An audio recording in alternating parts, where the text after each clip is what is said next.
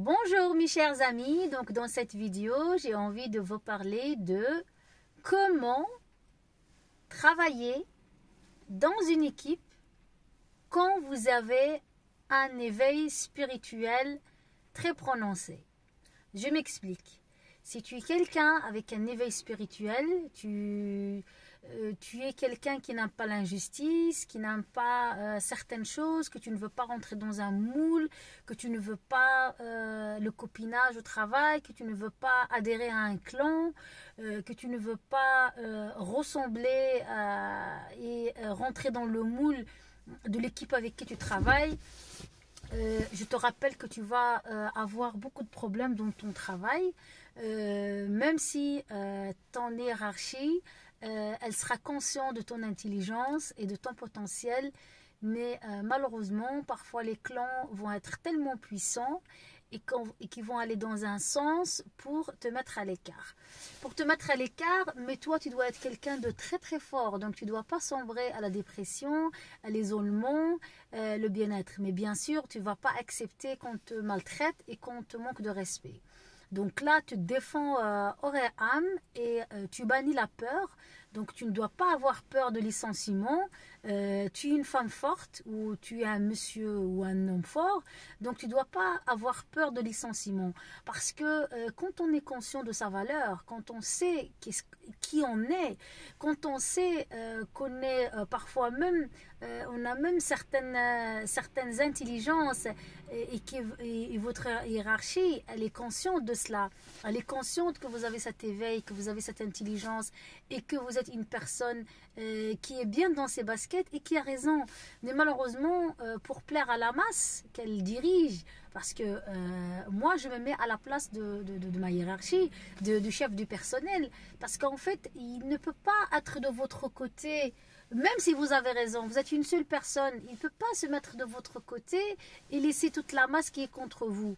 Et j'ai compris une chose, quand des gens sont contre une seule personne, qui blâment toujours une seule personne, qui devient leur bouc émissaire, c'est que cette personne elle a quelque chose à se reprocher.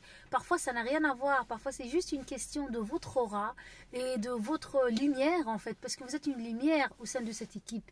Et la lumière, vous savez très bien que la lumière, elle brûle quand il y a les ténèbres. Donc, essayez d'allumer une torche au milieu d'une pièce sombre et vous allez voir, vous allez commencer à bouger et vous n'allez pas supporter cette lumière tellement qu'elle va vous brûler les yeux. Parce que justement, vous êtes dans une pièce sombre. Mais vous venez, vous êtes une personne lumineuse, une personne spirituelle, une personne ouverte et vous embarquez dans une équipe de personnes ténébreuses et de personnes noires, de personnes surnoises qui ont des comportements pour vous discréditer, que par exemple elles essayent de diffuser l'info, elles vous ignorent, elles vous voient comme une personne transparente, et bien sûr parce qu'elles n'aiment pas que vous brillez, parce que votre lumière elle brûle et on n'osera pas vous regarder dans les yeux et on vous fuit. Et c'est-à-dire que quand vous êtes dans une pièce, on va essayer que vous sortez par exemple pour aller dans une autre pièce pour faire les photocopies, pour qu'on commence à discuter et pour qu'on commence à parler.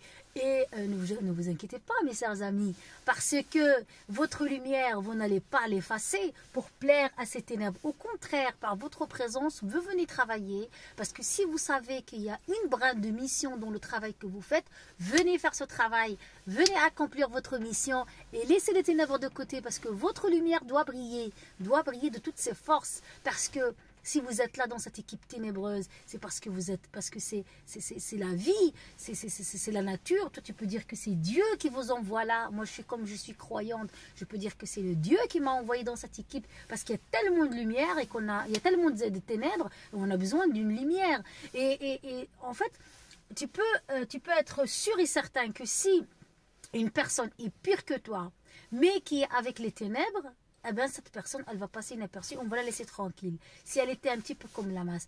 Mais toi, tu viens avec ta lumière et tu veux être correct, et tu veux être juste, et tu veux aider les gens.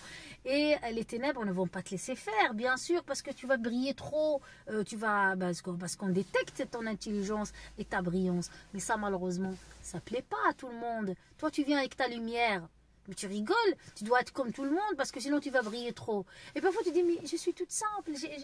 Par exemple, moi, dans mon travail, la fonction que j'occupais avant, j'étais très très épanouie dans mon travail parce que j'étais en contact avec les gens, j'avais la joie de vivre. Et au jour au lendemain, ma lumière brillait tellement dans cet endroit que ça dérangeait et certains se sentaient transparents. Donc du coup, on m'a changé de travail en m'inventant toutes les excuses, tous les mensonges possibles et impossibles. Et c'est un changement forcé qui n'est pas justifié par une organisation quelconque, mais c'était juste parce que j'étais la lumière qui brûlait les ténèbres. Et ces ténèbres et cette lumière, bien sûr, on doit la cacher. Mais ils ne savent pas que la lumière, quand tu la caches, même si tu la mets en dessous d'une pierre, elle va quand même briller. Même si tu sais de la cacher, elle va briller. Il va y avoir le reflet de la lumière, même en dessous de la terre. Mais donc, alors on a essayé de me cacher, c'est-à-dire me mettre dans un endroit où pour casser ma joie, pour casser mon bien-être. Mais ils ne savent pas que moi, ce n'est pas l'extérieur qui décide de mon bien-être, c'est mon intérieur qui décide de mon bien-être. C'est-à-dire que ce n'est pas l'environnement qui va jouer sur mes humeurs, mais c'est moi. Moi, je suis quelqu'un...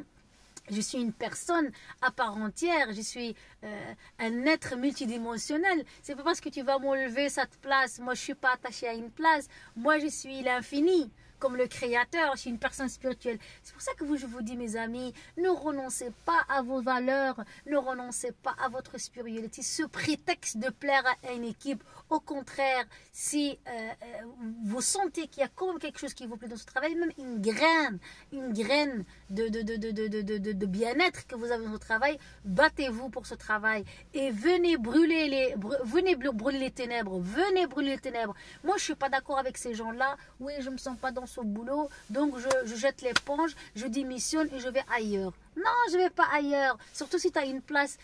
En fait, parce que si tu as une place fixe, tu ne dois pas la laisser pour faire plaisir aux ténèbres. Parce que les ténèbres, qu'est-ce qu'ils cherchent? Ils veulent qu'il n'y ait plus de lumière. Mais toi, tu as la lumière, donc tu dois venir. Tu vas venir. Ils vont t'attaquer, ils vont te maltraiter, ils vont te réduire, ils vont t'ignorer, ils vont t'isoler, ils vont te faire tout ça. Mais sache que ça, c'est le monde extérieur. Mais toi, tu as décidé d'être une personne épanouie. Et tu viens à ton travail.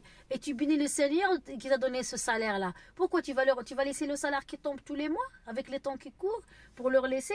Tu ne laisses ton travail que si tu as trouvé quelque chose de mieux. Mais de ton côté, ma chérie, travaille sur tes projets individuels. Tu laisses ton travail, tu le gardes, c'est une sécurité financière, mais en même temps, tu travailles sur tes projets. Tu travailles sur tes projets. Si tu as idée de monter un business, tu le montes tout doucement. Tu utilises le temps libre pour te former, pour préparer ton futur, parce qu'on sait jamais que même cette équipe-là, de ténébreux-là, qui est en train de te mettre les bâtons dans les roues, et même ce patron qui cède à l'influence négative pour te persécuter, tu dois lui montrer qu'il s'est trompé. Ma chérie, tu dois lui montrer qu'il s'est trompé et tu vas voir que ta lumière va continuer à briller. Fais ce que je t'ai dit, n'attaque personne, ne blâme personne et quitte à rester seul dans ce boulot, tu n'as pas besoin de clan, tu n'as pas besoin d'amis. On n'est pas ici dans ce boulot pour faire des amis. On est là, ma chérie, pour venir chercher sa fiche de paye. Moi, je sais que cette fiche de paye, qu'est-ce qu'elle m'a permis d'accomplir comme projet. C'est grâce à cette fiche de paye que j'ai eu ma maison. Et pas n'importe quelle maison.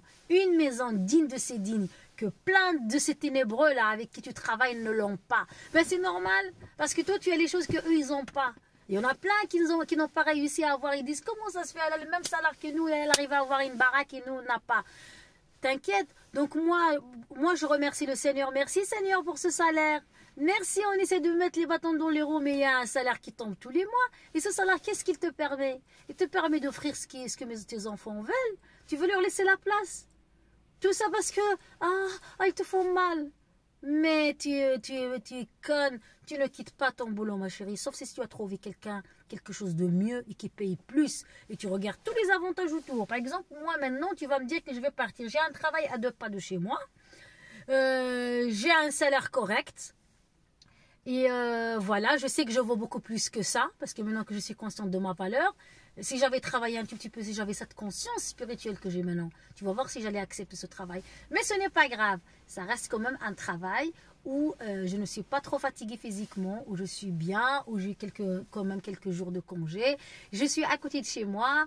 Voilà, il n'y a pas de souci.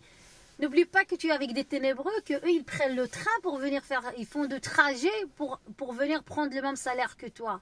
Ils font un trajet de dingue, ils font 3-4 heures de trajet pour venir prendre le même salaire que toi. Et toi, tu as le travail à côté et en plus, tu ne loues pas, tu es dans ta maison, ma chérie. Mais moi, pour ça, je vais vous le laisser à la maison. Je vais vous laisser là à la place. Mais vous pouvez rêver, jamais vous aurez ma place. Sur ma tombe, bien sûr.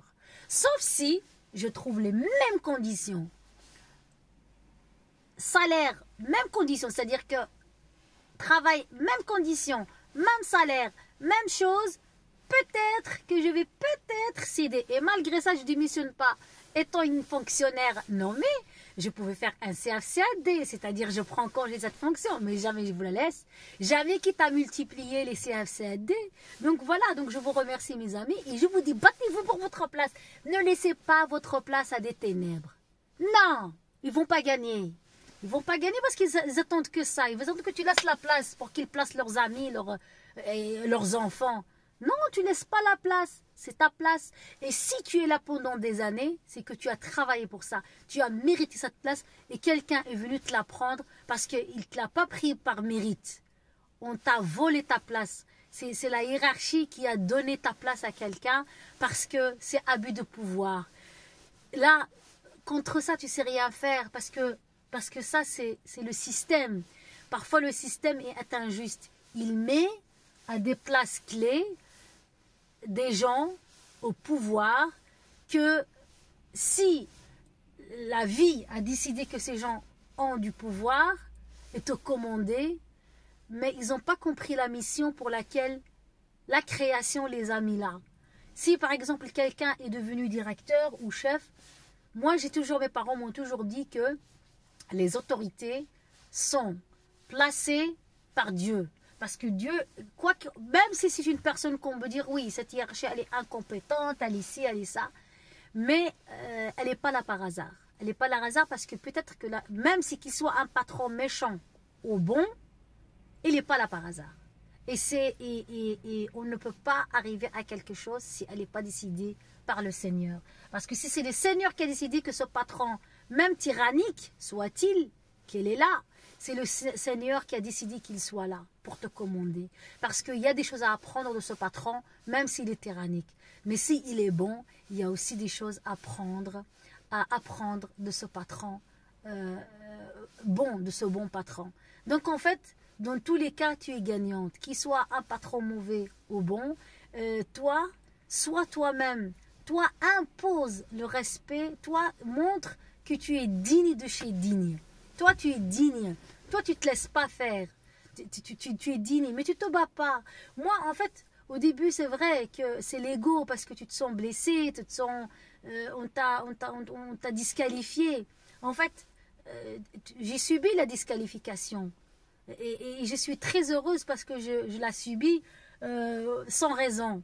Je suis tellement heureuse que je subis cette disqualification et cette maltraitance gratuitement. Je suis très contente parce que je sais que ma récompense est grande. Ces gens-là qui me font du mal gratos, ils vont le payer. Ils vont le payer d'une manière ou d'une autre. T'inquiète, il y aura quelqu'un au-dessus qui va les écraser. Il y aura quelqu'un au-dessus qui va leur tordre le cou. Il y aura quelqu'un d'au-dessus qui va leur faire subir la même chose qu'ils te font subir.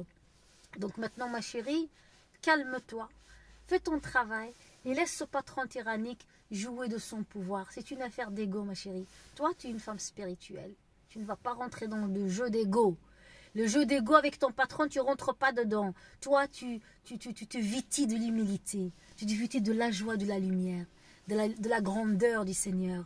Oui, parce que ton identité, ma chérie, elle est multidimensionnelle. Tu n'es pas terrestre, tu es céleste. Quand tu es spirituel, tu es céleste. Tu n'es pas terrestre. Et je pèse très bien mes mots, ce n'est pas de l'orgueil. Au contraire, tu es céleste. N'oublie pas que toi, ton travail n'est que le moyen qui te permet d'avoir ton gain-pain.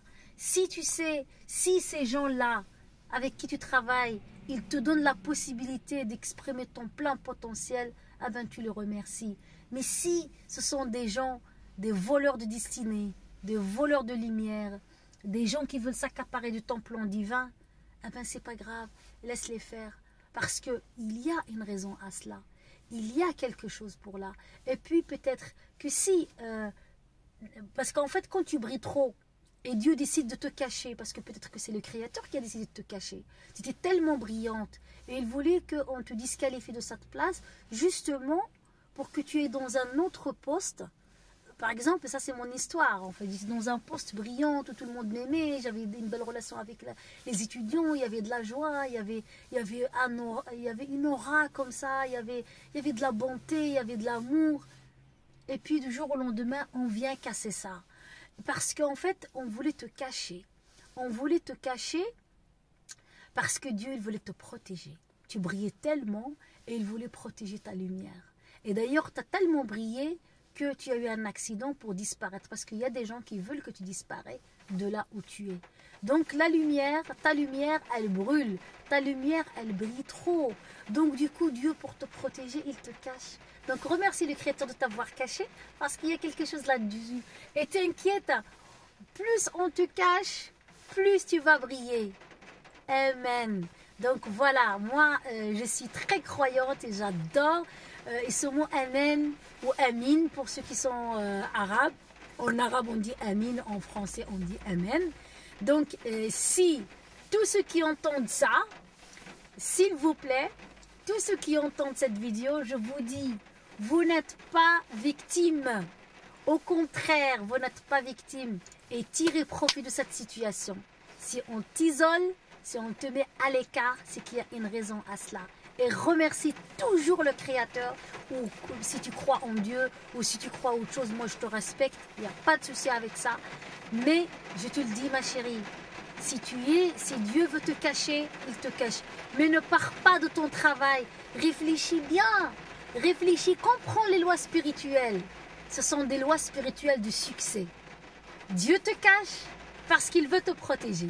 Voilà, sur ce ma chérie, mets-moi en commentaire ce que tu penses de cette vidéo. Et si tu as des questions, parce que c'est vrai que parfois je parle beaucoup du spirituel, parfois ça paraît abstrait et les gens ne comprennent pas trop. Mais si tu veux, je peux rentrer avec toi à l'intérieur du sujet parce que c'est un sujet qui me passionne.